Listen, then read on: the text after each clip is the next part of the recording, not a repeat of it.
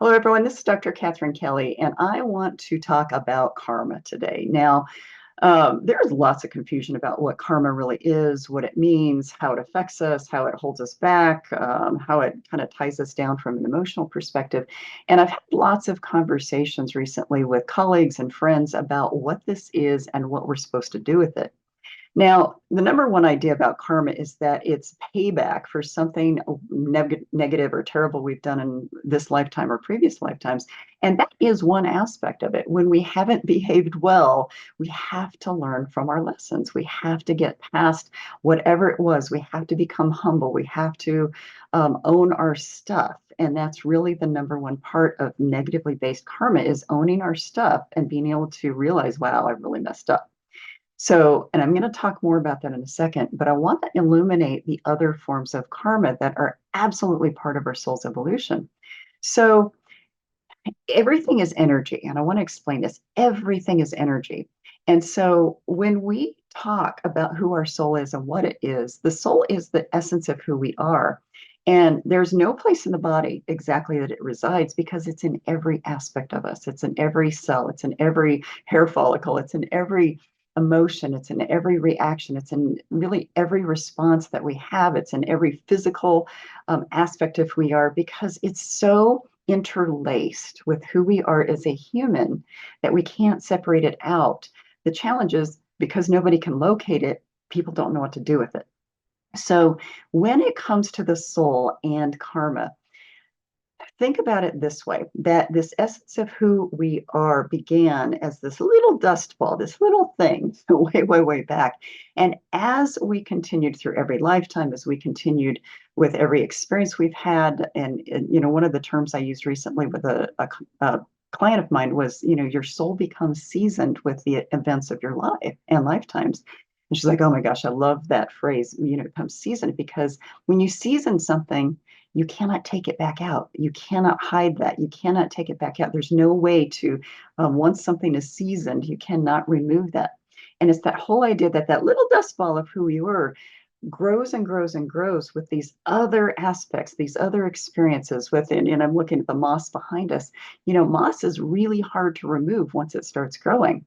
And it's that whole integration of who we become because of our experiences that really explains karma in general, because those energetic patterns, those energetic impressions, they could be memories, they could be those energetic experiences that we have, the reactions we have, it could be anything. That energetic melding into us, that energetic aspect of how we have been seasoned is, again, it's hard to remove, but it's not impossible. And with anything that is holding us back, with anything that is strangling us or holding us back or holding us down, it is our job as humans, as souls, to figure out what those things are and to work through those and release those energetic essences that no longer fit us. And that's the whole point.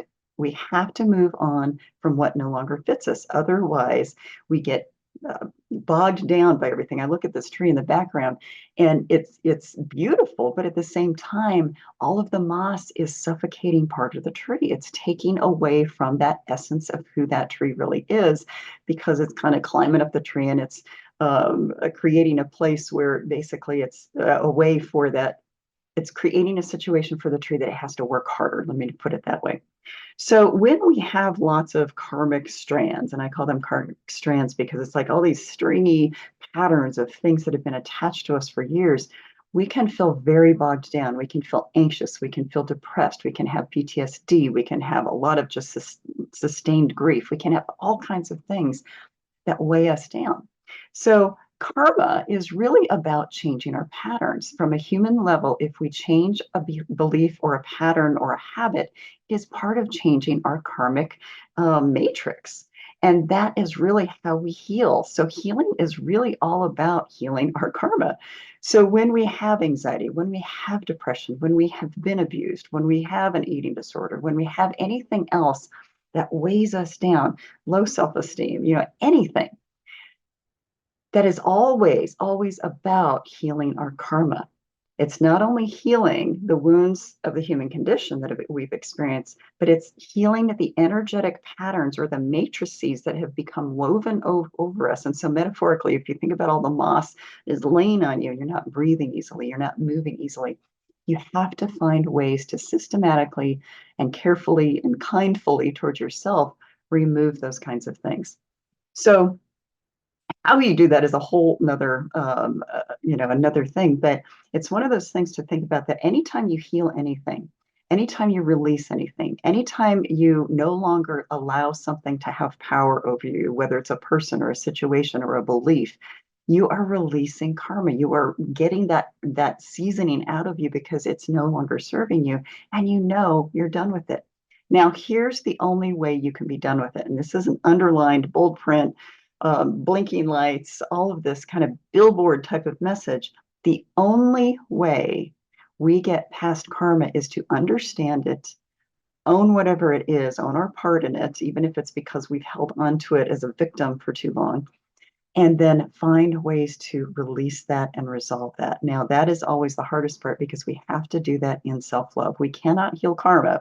We cannot heal anything without becoming nurturing and loving and owning our stuff is part of loving ourselves, believe it or not. But it's that whole aspect of we have to shift the healing aspect into, wow, okay, even my negative patterns were holding me in place. I was using them to hold me in place. So I had excuses to not move forward.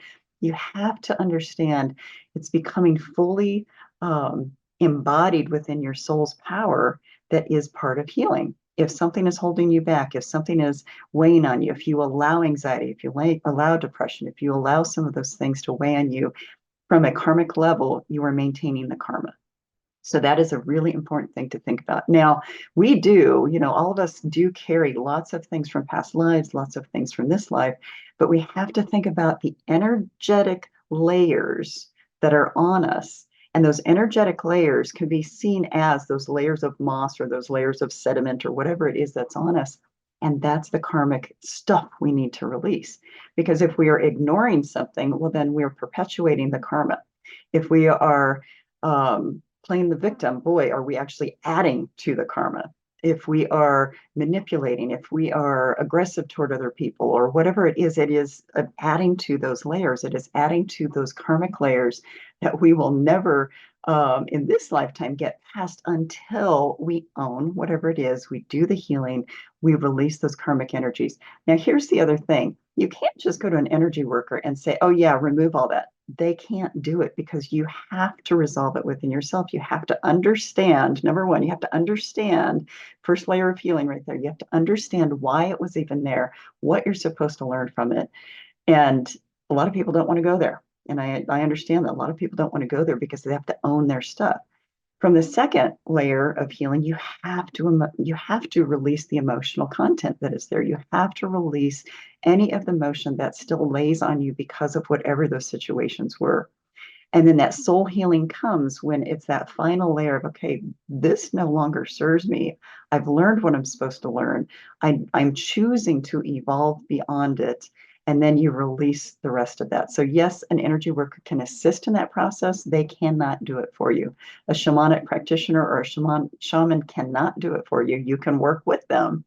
A therapist cannot do it for you. A surgeon can't do it for you. You have to do it because it is basically your soul's duty to do the human healing so that you can heal and evolve. Now, again, I'm going to emphasize the fact that our soul's most natural state is contentment and joy. The human condition weighs us down left and right, but our soul's natural condition is joy and contentment.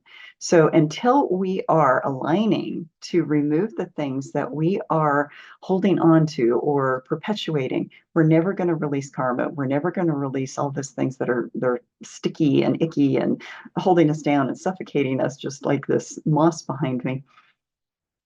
It's important to understand that karma is an important part of human healing, regardless of what the healing is. It could be healing a broken ankle. It could be healing, because that broken ankle might have needed to slow you down so you could take a look.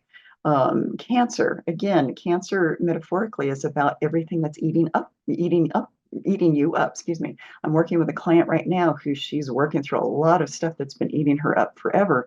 And she's dealing with breast cancer right now. So it's one of those things where we have to understand that our human condition is completely laced with our soul, how it was seasoned, how it's been wounded, and we cannot separate them. So we have to really think about this in terms of what do we do now? What do we do to release this?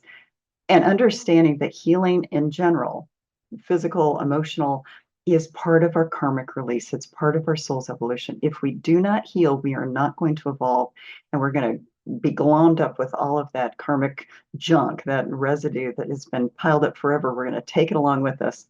And I jokingly say that we've got to do it in this lifetime because there's no therapy in heaven, and we're going to come back with those lumps or clogs or whatever if we don't do the work now. So karma is a complicated kind of idea because, again, most people think that it's, oh, karma sucks, that's going to come back to get you.